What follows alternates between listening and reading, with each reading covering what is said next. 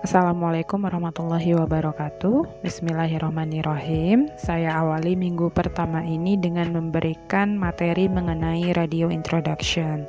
Terima kasih sebelumnya teman-teman bisa melihat profil saya di slide kedua. Baik, saya mulai saja ya. Keberadaan radio berawal dari penemuan James C. Maxwell mengenai teori gelombang elektromagnetik yang kemudian direalisasikan oleh Heinrich Hertz pada tahun 1887. Heinrich ini merupakan fisikawan Jerman yang mengembangkan teori yang sudah dikemukakan oleh Maxwell. Kemudian pada tahun 1896, seorang ilmuwan Italia bernama Guglielmo Marconi mematenkan temuannya mengenai telegraf nirkabel yang menggunakan dua sirkuit. Marconi mengembangkan dan memasarkan telegraf nirkabel jarak jauh. Keberhasilan inilah yang membuat namanya dikenal sebagai penemu radio di dunia.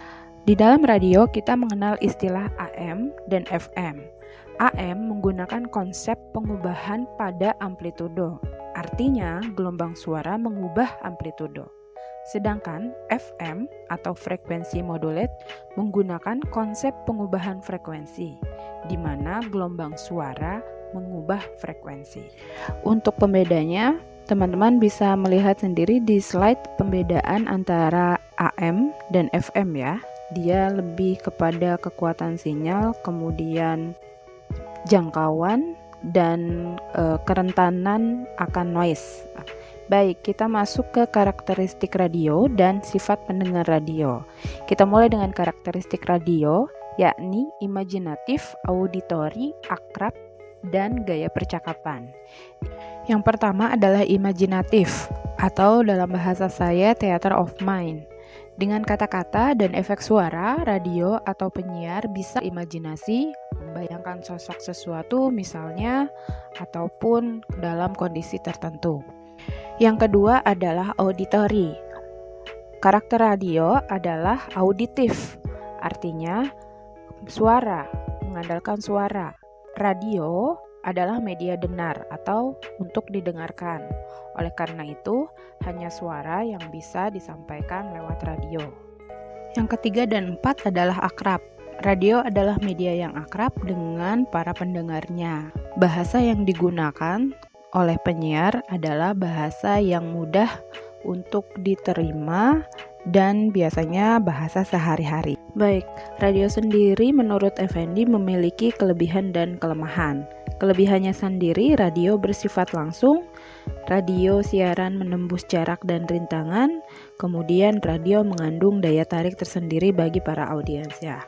Kelemahannya, durasinya terbatas. Sekilas dengar karena sifatnya yang auditif sendiri, serta rentan akan gangguan atau noise. Kita masuk pada produksi program radio, di mana produksi program radio merupakan proses mentransfer naskah suara yang ujungnya menjadi suatu hasil nyata dari sebuah radio. Ini adalah 4 siklus produksi program radio, yakni mengenali kebutuhan penggemar, merencanakan program, melakukan siaran, dan yang terakhir adalah evaluasi.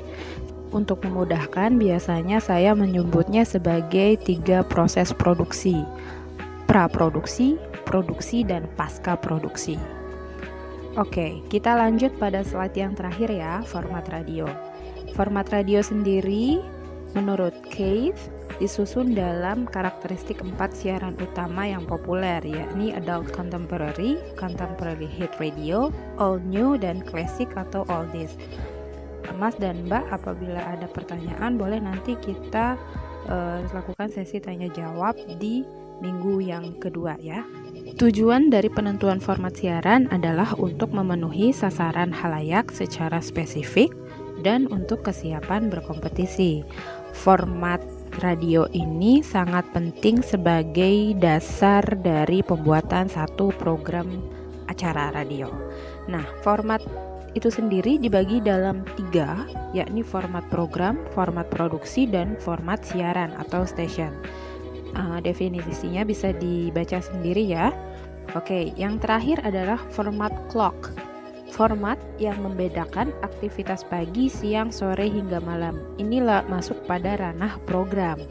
Biasanya dalam satu program radio pagi, siang, sore, hingga malam akan berbeda formatnya. Saya ambil contoh yang paling gampang. Biasanya pada program radio pagi, mereka akan memutar musik yang sifatnya lebih ceria. Akan berbeda dengan program radio malam hari, di mana musik yang akan ditampilkan lebih soft atau menenangkan. Demikian, terima kasih. Assalamualaikum warahmatullahi wabarakatuh.